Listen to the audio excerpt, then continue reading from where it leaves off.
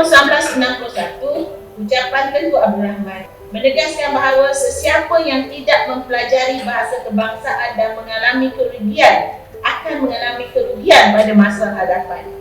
Ini kerana pegawai-pegawai yang bersikap tidak endah kepada kemahiran bahasa Melayu akan berhadapan dengan masalah tidak mendapat kenaikan pangkat dan kenaikan gaji.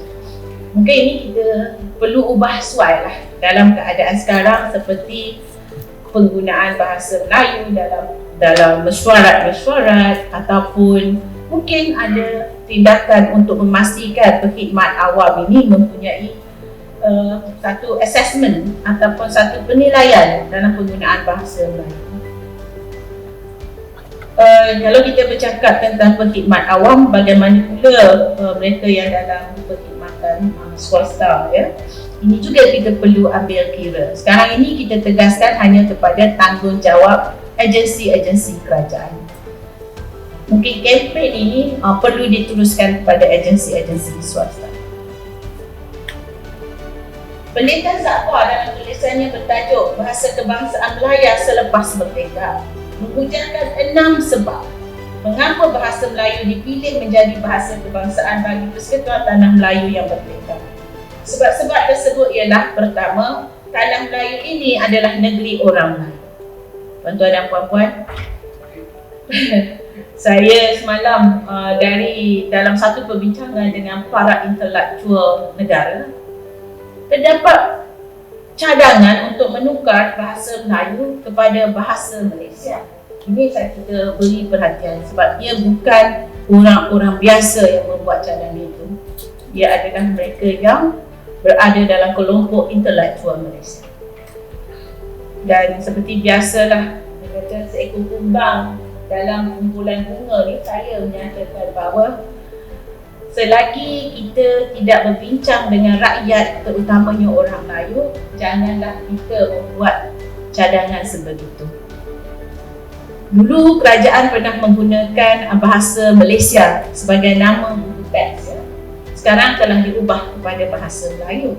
Jadi kita pula golongan intelektual nak tukar dari bahasa Melayu kepada bahasa Malaysia. Tujuannya dia kata takut orang tak nak menggunakan Melayu ni sebagai perpaduan. Jadi dalam gerakan ini untuk memperkasakan 152 ni, kita kena beri perhatian.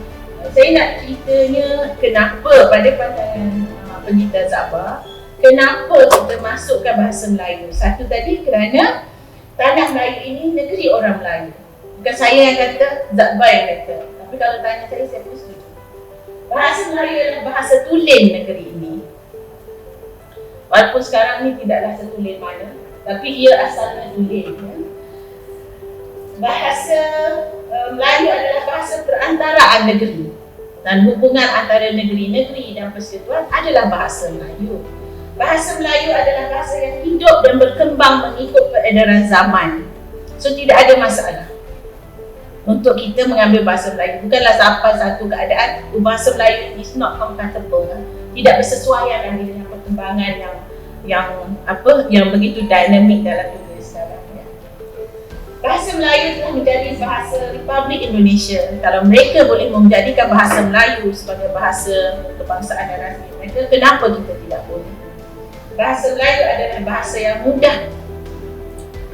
Ini saya petik daripada tulisan Zakwa, Bahasa Kebangsaan Melayu Selepas Merdeka, April 1956, dan saya dapati daripada file SP18/2C/4 Akib Negara Malaysia. Hakim dalam keputusan Merdeka University, saya harap Puan Hanifah yang Merdeka University, cuma saya boleh ringkaskan sedikit. Dia kata, we think it's reasonable to suppose that the premise of our constitution deliberately, dengan niat, chose to use the expression national language because they intended that bahasa should be used not only for official purposes but also as an instrument of bringing together the diverse races that live here, and that promise national unity. Kalau pada pandangan hakim dalam kes ini, ia menunjukkan bahasa Melayu itu adalah bahasa perpaduan. Tapi kalau kita kaji pandangan Pendeta Za'bah tadi, kerana ia bahasa yang menjadi tunjang kepada negara ini. Jadi kalau diniatkan untuk membenarkan bahasa lain selain pada bahasa Melayu sebagai medium perantaraan di sekolah atau di universiti, maka kita pastinya membenarkan bahasa-bahasa ini dalam perlembagaan.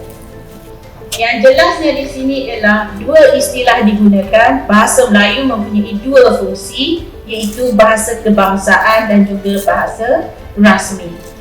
Bahasa kebangsaan, frasa bahasa kebangsaan ini tidak didefinisikan oleh perlembagaan.